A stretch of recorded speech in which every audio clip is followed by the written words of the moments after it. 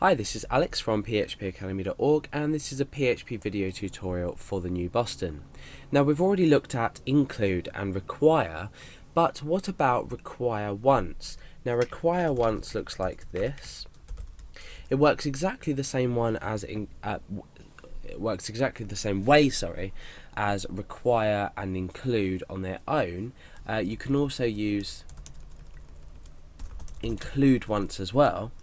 Now, but why would you want to use this? I mean, presumably if I was to say require my header.inc.php file, which I've got up here, which just has some HTML data in, and I was to go and refresh the page, you can see that it just says Alex's page. So we've included this, we've required this header in. There's not really any difference in output when we do require once. It's exactly the same thing. It produces exactly the same result. But there's one difference. If you use require once throughout your page, it will check to see if this file has previously been required, and if so, won't require it. So let's have a go at now requiring, and just requiring, not requiring once, header.inc.php in here. So let's press F5. Now you can see that it's required, or included if you like, the file twice. Now bear in mind that throughout this whole process we can use the include once as well as the include. So require once header.inc.php and require header.inc.php. So now what this has done is it's required header.inc.php once, but then it's required it again without using the once. So let's try and swap these around and see what result we get out. Okay, so you can see that what's happened is we've already required, or included if you like, the header.inc.php.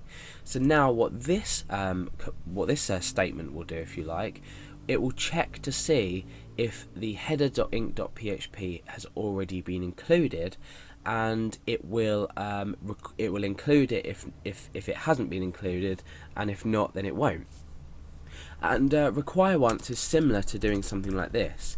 If defined, and then you choose header.inc.php within this function or this language construct.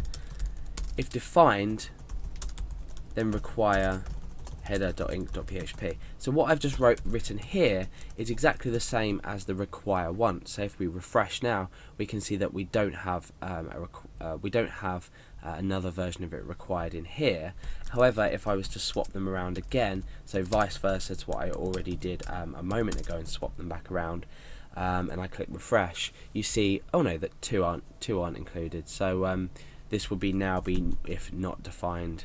When we refresh, you can see that two of them come up.